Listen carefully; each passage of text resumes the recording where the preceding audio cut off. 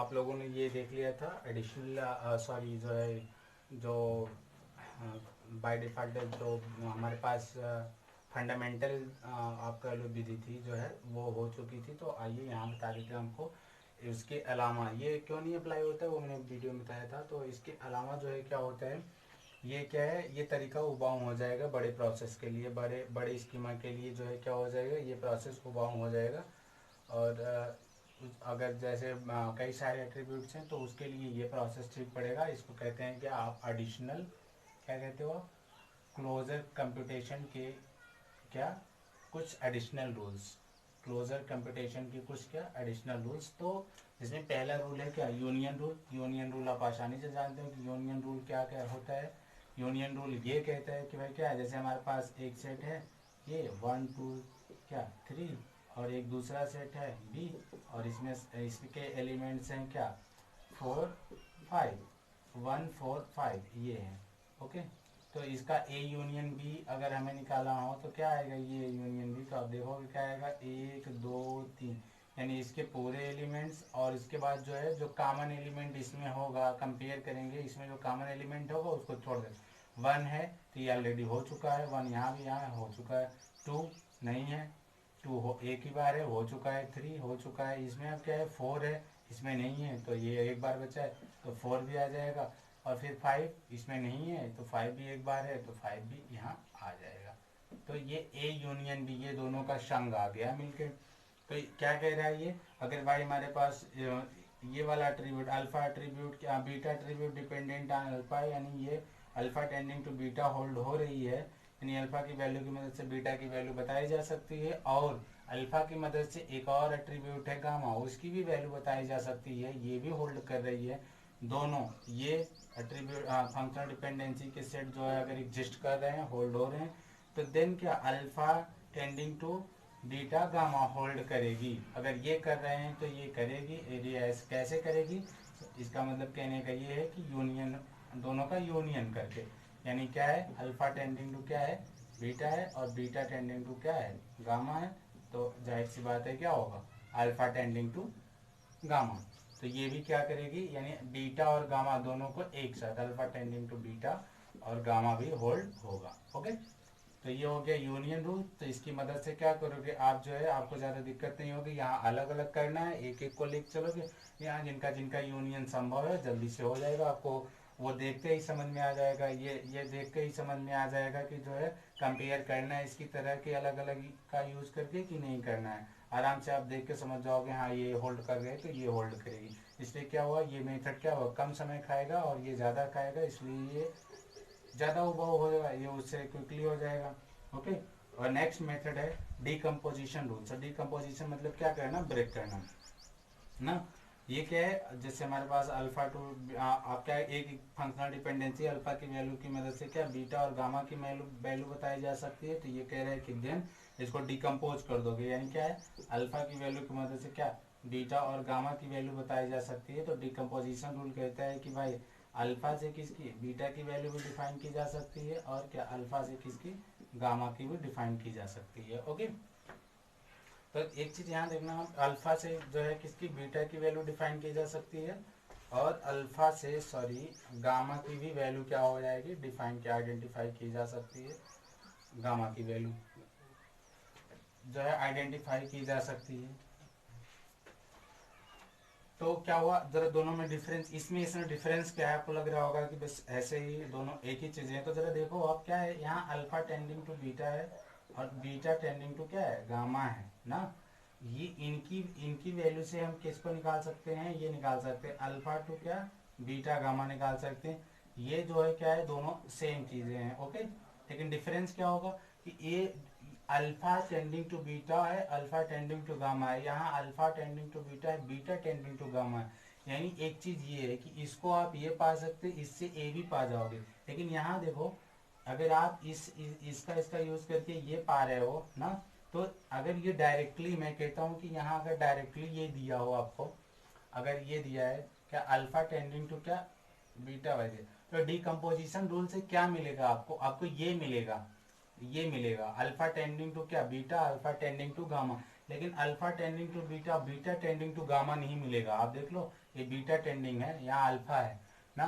तो क्या होगा, अगर ये दिया गया है इसका डिकम्पोजिशन से ये मिल सकता है ना, और इसके कॉम्बिनेशन से ये मिलेगा, ये रिजल्ट सेम है। लेकिन अगर इसकी मदद से कहो ये पा जाओ तो ये नहीं पा पाओगे आप। ओके, ये मिलेगा डिकम्पोजिशन से हमें। तो कंफ्यूजन, इसमें कोई कंफ्यूजन नहीं होना चाहिए ना, कि डिकम्पोजिशन और यूनियन में है तो दोनों एक चीज।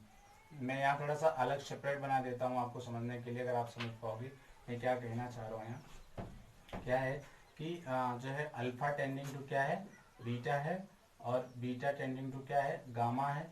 इनसे हमें क्या मिला, अल्फा टेंडिंग टू क्या, बीटा और गामा।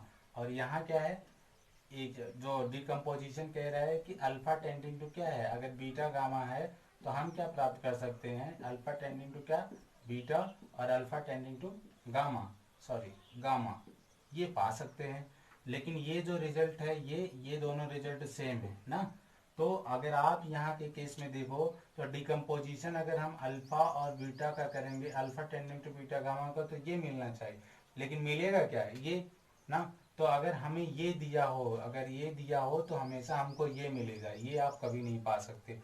क्यों क्यों नहीं पाओगे, अब उसका एक छोटा सा एग्जांपल देखते हैं कि क्यों नहीं पाएंगे। जैसे अगर मैं यहाँ ये जो है इधर की कुछ चीज़ें मिटा दे रहा हूँ, तो बताता हूँ आपको क्यों नहीं मिलेगा। हाँ, तो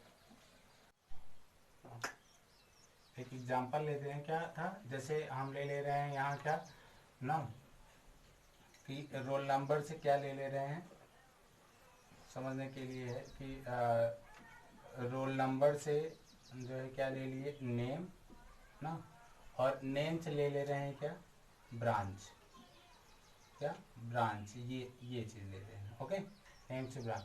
तो रोल नंबर से क्या हो सकता है, दोनों चीज़ें, नेम और क्या, ब्रांच भी आइडेंटिफाई हो जाएगा। ओके, अब अगर इसे आप ब्रेक करोगे तो क्या मिलेगा हमें, डिकम्पोजिशन रूल से हमें क्या मिलेगा कि रोल नंबर से क्या मिलेगा ना, नेम मिलेगा, और रोल नंबर से ही क्या मिलेगा, रोल नंबर से ही क्या मिलेगा, ब्रांच मिलेगी। ओके, ये तो आप देखो क्या हो रहा है इसमें और इसमें, ये डिकम्पोजिशन है, ये क्या है, डिकम्पोजिशन, और ये क्या है, यूनियन। ओके, तो आप देखो डिफरेंस है, रोल नंबर से नेम, रोल नंबर से ब्रांच, यहाँ रोल नंबर से नेम, नेम से ब्रांच है। ओके, तो ये डिफरेंस है दोनों में। आप क्या कर सकते हो, इससे ये पा सकते हो, ये नहीं पा सकते हो। ओके, तो समझ गए होंगे आप लोग डिकम्पोजिशन यूनियन में क्या डिफरेंस है। अभी नेक्स्ट बात करते हैं, क्या नेक्स्ट रूल क्या है, स्यूडो ट्रांजिटिविटी। स्यूडो का मतलब क्या होता है, जो छद में है, जो होता नहीं है फिर भी दिखता, हमें पता चलता है, आभास होता है, एक्चुअल में वो उसका कोई रियल में अस्तित्व नहीं होता, लेकिन बस हमें एहसास होता है कि हाँ है। तो यहाँ देखो क्या है, if alpha tending to beta ना, अगर ऐसी एक कोई जो है फंक्शनल डिपेंडेंसी होल्ड कर रही है, और क्या कह रहा है, और उसके साथ में एक जो है फंक्शनल डिपेंडेंसी है, ये भी बीटा गामा, दो एट्रीब्यूट होल्ड कर रहे हैं, किसको, डेल्टा को होल्ड कर रहे हैं। ओके, अगर यही है तो देन क्या होगा, अल्फा गामा भी क्या करेगा, होल्ड करेगा, ये वाले अल्फा गामा टू डेल्टा भी होल्ड करेगा। तो आप देखो, क्योंकि इसकी वैल्यू से इसकी वैल्यू बताई जा सकती है, अल्फा की वैल्यू से बीटा की वैल्यू बताई जा सकती है, और यहाँ है तो जब बीटा की वैल्यू पता हो गई तो आप बीटा की वैल्यू की जगह, जैसे सपोज दैट आपने बीटा की वैल्यू जैसे अल्फा और बीटा है हमारे पास, अब क्या है, 1 है और ये ए है, ओके, और ये 2 है और ये बी है, कुछ भी आप ले लो सपोज दैट ना। तो क्या होगा, आप क्या बता रहे हो, बीटा की वैल्यू अगर उसे बता रहे हो ना, भाई ए है ना, ए से अल्फा की वैल्यू यहाँ 1 हो सकती है, तो बाकी जो ये इसकी वैल्यू से जो है ये वैल्यू तो सेम है, बस इसकी चेंज हो रही, और बीटा की वैल्यू से क्या हो रहा है, अल्फा को बीटा से आइडेंटिफाई किया जा रहा है, तो बीटा से भी इसको बताया जा सकता है, तो इसमें कोई प्रॉब्लम नहीं होगी। तो कहने का मतलब ये है कि अगर अल्फा टेंडिंग टू बीटा एक फंक्शनल डिपेंडेंसी है, दूसरी फंक्शनल डिपेंडेंसी क्या, beta gamma two delta hold कर रही है, तो जो है अल्फा गामा टू डेल्टा भी होल्ड करेगी। ओके, यानी ये भी डिपेंडेंट होगा इस पे, अगर ये डिपेंडेंट है इस पे और ये डिपेंडेंट है इस पे। तो ये तो अभी रूल थे जो आपको थ्योरेटिकल बेस पे लिखने हैं, जो है ये थ्योरेटिकल क्वेश्चन के लिए हैं। तो अभी हम देखेंगे कि कुछ न्यूमेरिकल छोटे छोटे लेके कि कैसे क्लोजर निकालते हैं। ये तो विधियाँ थी क्लोजर निकालने की। ओके, तो एक छोटा सा एग्जांपल लेते हैं क्लोजर निकालने की, फिर प्रैक्टिस वाले जो है वीडियो में हम सीखेंगे सही से कि कैसे जो है क्लोजर निकालना है। तो मैं यहाँ इन रूल्स को मिटा रहा हूँ और इन्हीं रूल्स का फॉलो करके मैं निकालूंगा क्या, क्लोजर जो है किसी एक स्कीमा को लेके क्लोजर निकालेंगे हम उसका। और ये देखते हैं क्या होता है। एक मिनट,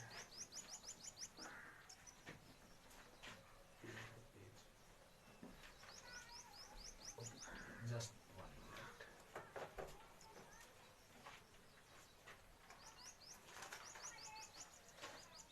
तो हम लिख लेते हैं यहाँ, एक हम लेते हैं, आगे देखते हैं कि क्लोजर कैसे निकालते हैं। हमने क्या लिया, एक रिलेशन लिया जिसमें कॉलम है ए बी सी डी ई, ठीक है, ये ले लिया हमने। और क्या करना है, ई एफ जी तक ले लिया हमने, ये कॉलम्स हैं, इसमें रिलेशन ले लिया एक हमने, एक स्कीमा ली जिसमें ये एट्रीब्यूट्स हैं। और हमें फ्रिक्वेंसी दी, सॉरी फंक्शनल डिपेंडेंसी पहली दी है ए टेंडिंग टू बी, दूसरी दी है बी सी टू क्या D, B C to D E, क्या दिया है B C to D E, okay, B C to D E, और ए जी ई टू दिया है फिर जी, ओके। और हमसे कहा जा रहा है ए सी का क्लोजर। तो आइए देखते हैं जो है इसकी फंक्शन क्लोजर प्रॉपर्टी निकालना है। हमारे पास ये एग्जांपल था और ये जो है क्लोजर हमें निकालना है ए और सी का। तो ए और सी का क्लोजर निकालने के लिए हमें करना क्या पड़ेगा, तो सबसे पहली बात तो जो मैंने बताया ए सी, सबसे इसके करीब में क्या होगा, ए और सी ही होगा ना, कि ए और सी की कोई वैल्यू बताएगा आपको तो आप क्या बोलोगे, देख के बता सकते हो, हाँ आइडेंटिफाई कर सकते हो कि हाँ ये हमारे डेटाबेस में है कि नहीं है, हमारे टेबल में है कि नहीं है। ए और सी है तो एग्जिस्ट है तो आप बता दोगे हाँ है, अगर नहीं है तो नहीं, यानी ए और सी की मदद से ए और सी की वैल्यू क्या आइडेंटिफाई की जा सकती है। ओके, पहली बात तो ये हो गई। दूसरी बात ये है, अब क्या करना है आपको, अब आपको करना क्या है, इन सभी स्टेशन का यूज करना है हमको, और ये पता करना है कि भाई और क्या क्या आइडेंटिफाई ए और सी के मदद से किया जा सकता है, यानी ए और सी के करीब में क्लोजर में कौन सा एट्रीब्यूट है। तो इसको करने के लिए हमें क्या करना पड़ेगा, ए और सी का क्या निकालना पड़ेगा, सबसेट, क्या सबसेट, ये निकालना पड़ेगा हमें। तो हम क्या करेंगे, ए और सी का सबसेट क्या होगा, फिर ए होगा और क्या होगा, सी होगा, दो ही बनेगा। तो इस सबसेट को एक एक करके चेक करना होगा, इसी कोई ट्रेशन है इनसे, कोई एक जो है यहाँ है जिसकी फंक्शनल डिपेंडेंसी एग्जिस्ट कर रही हो, तो आप देखोगे ए से यहाँ पहला मैच कर गया, ए सेंडिंग टू बी है, ए की जो है फंक्शनल डिपेंडेंसी बी से एग्जिस्ट कर रही है। ओके, तो क्या होगा, अब क्या ए की मदद से किसको, ए के क्लोजर बी भी है, तो ए के क्लोजर बी है तो ए बी सी को सर्च किया जा सकता है, सी तो ऑलरेडी था, तो ए की क्लोजर बी है तो बी को भी सर्च किया जा सकता है। अब ये आ गया, अब क्या करना पड़ेगा आपको, फिर ये प्रोसेस अब देखना पड़ेगा ए बी सी का सबसेट क्या क्या बनेगा। तो ए बनेगा, बी बनेगा और सी बनेगा, ये तीनों बनेंगे। एक तो ए बी भी बनेगा, ए सी बनेगा और क्या बनेगा, B C. Okay, I mean पाँच छः सब कुछ एक साथ चेक करना है कि कोई ट्रांजिशन इन सबसे एग्जिस्ट कर रहा है। ए से देखो तो है ए बी, लेकिन वो हो चुका है। बी से आप देखोगे क्या, बी से कोई ट्रांजिशन नहीं है हमारे पास। सी से कोई नहीं है, देख लो आप। ए बी से भी नहीं है कोई ट्रांजिशन। ए सी से भी कोई ट्रांजिशन नहीं है। लेकिन बी सी जो लास्ट वाला यहाँ देखो तो ये ट्रांजिशन मैच कर रहा है कि बी सी से है। बी सी से हम किस, बी सी के क्लोजर और कौन सा है, डी ई। तो यहाँ क्या आ जाएगा, बी सी के क्लोजर क्या है, डी ई, तो ए बी सी और क्या डी ई भी सर्च हो जाएगा। अब ये भी सर्चेबल है। ओके, यानी ए सी की मदद से ए सी के क्लोजर कौन कौन से हो गए, ए बी सी डी और ई हो गया। इसी तरह से फिर आप क्या करोगे, अब और क्लोजर ए सी के निकालना है, और यहाँ बचे हुए एलिमेंट्स है अभी एफ और जी बचा हुआ है, तो इनको निकालना है। तो आपको क्या करना पड़ेगा, ए बी सी डी ई का जो है क्या निकालना पड़ेगा, सबसेट। प्रॉपर सबसेट क्या होगा, कि ए बी सी डी ये तो होंगे, उसके बाद ए बी होगा, ए सी होगा, ऐसे कई सारे होंगे। तो आपको क्या करना है, यहाँ इजिली हम देखेंगे कि क्या यहाँ बाकी सारे ट्रांजिशन, ये तो हो चुका, ये हो चुका, दोबारा रिपीट नहीं करेगा। एक बच्चा है ए ई जी, इसको देखने के लिए क्या करोगी, ए है और ई है, लेकिन हमारे पास जी नहीं है इसमें, तो कोई प्रॉपर सबसेट ए ई जी बनेगा ही नहीं इसका ना। क्या ए ई जी इसका प्रॉपर सबसेट नहीं बनेगा ना। लेकिन एक चीज तो है, एक बात ये है कि क्या होगा, यहाँ आप अगर ध्यान से देखोगे तो ए और ई हमारे पास है, जी नहीं है। तो जी की मदद से ही जी की वैल्यू बताई जा रही है। ये हो सकता है इन दोनों की वैल्यू की मदद से, जी की वैल्यू की मदद से जी की वैल्यू को, यानी जी से जी को आइडेंटिफाई करना है। तो क्या हो जाएगा, आप ये दोनों वैल्यू है, ये दोनों आएगी, इसकी वैल्यू की मदद से कोई जी की वैल्यू बता देगा वो, तो जी की वैल्यू खुद ही आइडेंटिफाई हो जाएगी। तो कहीं ना कहीं आप अगर ध्यान से देखोगे तो इसकी मदद से क्या, ए बी सी डी ई और जी, ये भी आइडेंटिफाई हो जा रहा है, यानी जी की वैल्यू जी से आइडेंटिफाई हो जाएगी। ओके, ये बताएंगे कौन से टपल्स हैं, इनकी मदद से हमें पता चल जाएगा टपल्स कौन सा है, और उसकी मदद से हमें और इसकी वैल्यू से पता चल जाएगा जी की वैल्यू क्या है, तो आइडेंटिफाई हो जाएगा। यहाँ यह छूट जा रहा है, तो देखो आप यहाँ कोई की नहीं बन रही है, सुपर की भी नहीं बनेगी, कैंडिडेट की भी नहीं बनेगी। की किसको कहते हो, कि ऐसे एट्रीब्यूट का सेट हो जो क्या कर सके, कोई एक सिंगल एट्रीब्यूट हो या क्या एट्रीब्यूट का सेट हो जिससे ये जितने भी एट्रीब्यूट इसमें हैं ये सब जो है आइडेंटिफाई हो सके, सबको आसानी से बताया जा सके। ओके, तो एक दूसरा एग्जांपल लेते हैं छोटा सा, उसमें समझते हैं कि क्या उसमें सर्च होगा, उससे और आपको क्लियरिटी मिलेगी जो है ये करने में। ओके, तो आइए देखते हैं, जैसे मैं इसी में जो है कुछ कम कर देते हैं, हम ए बी सी डी ई तक लेते हैं। Okay, A B C D और ई तक लेते हैं। तो यहाँ एक इक्वेशन कुछ है, मैं लिख देता हूँ। ए से क्या है, बी सी है, और क्या है, सी से सी डी से क्या है, ई है। अब आपको बताना है, आप भी साथ में करते रहोगे। बी से क्या होगा, डी होगा, और क्या है, ई से क्या है, ए है। और यहाँ हमें निकालना है क्या, पी का क्लोजर निकालना है, किसका, बी का क्लोजर निकालना है। तो बी का क्लोजर निकालने के लिए क्या करोगे, आप वही रूल अप्लाई करोगे। पहली बात तो बी को बी से आइडेंटिफाई किया जा सकता है, बी के सबसे नजदीक में क्या है, बी है। ओके, और इसके बाद अब इसको, इसका प्रॉपर सबसेट एक ही एलिमेंट से, एक ही एट्रीब्यूट से, तो इसका कोई प्रॉपर सबसेट नहीं है, खुद ही चेक करोगे आप। बी को इटरेशन इसमें मैच कर रहा है, तो यहाँ ये नहीं मैच कर रहा है, ये नहीं, ये कर गया, बी से क्या है, डी है। तो दूसरे वाले इटरेशन में क्या है, पता चले कि बी से डी, यानी अब बी की क्लोजर कौन कौन से हो गए, बी खुद था और डी भी आ गया। अब आप आगे क्या करो, इसका प्रॉपर सबसेट निकालो बी डी का। बी डी का प्रॉपर सबसेट क्या आएगा, बी और डी आएगा।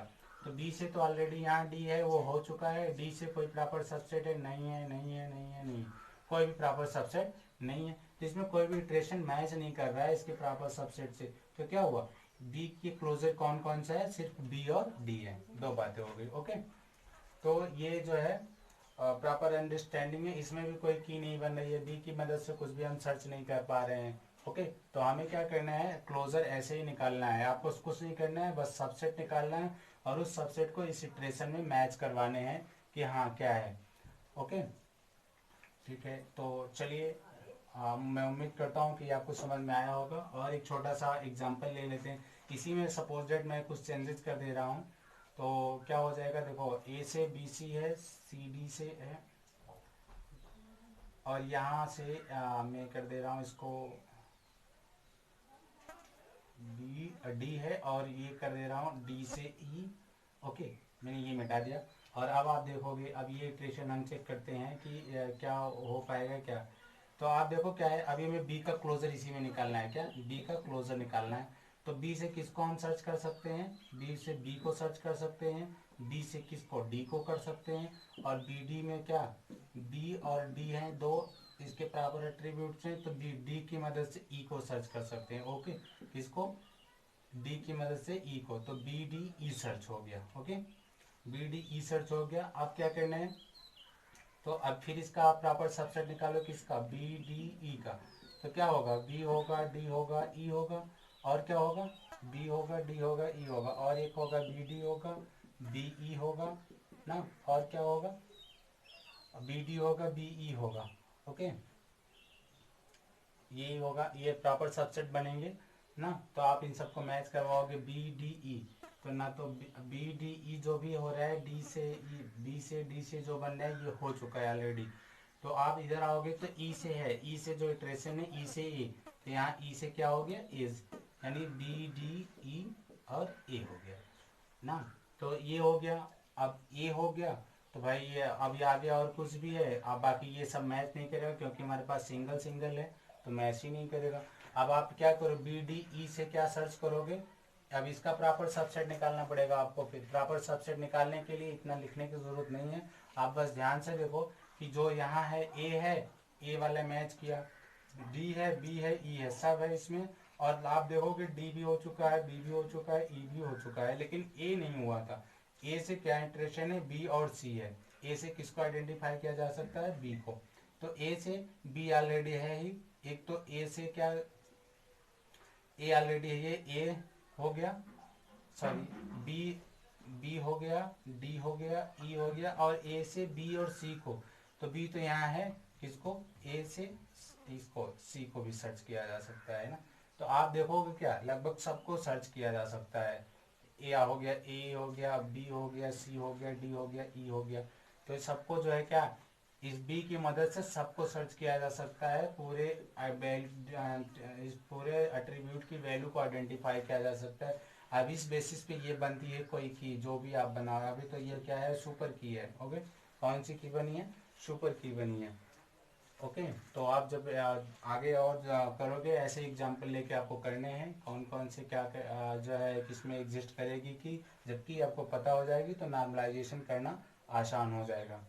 तो अभी जो है नेक्स्ट प्रैक्टिस सेट में हम देखेंगे कैसे और की निकलती है, उस पर सुपर की, कैंडिडेट की, और जो है की को कैसे आइडेंटिफाई करेंगे। ओके, तो नेक्स्ट लेक्चर के लिए फिर से थोड़ा सा वेट करना पड़ेगा आपको। Thank you.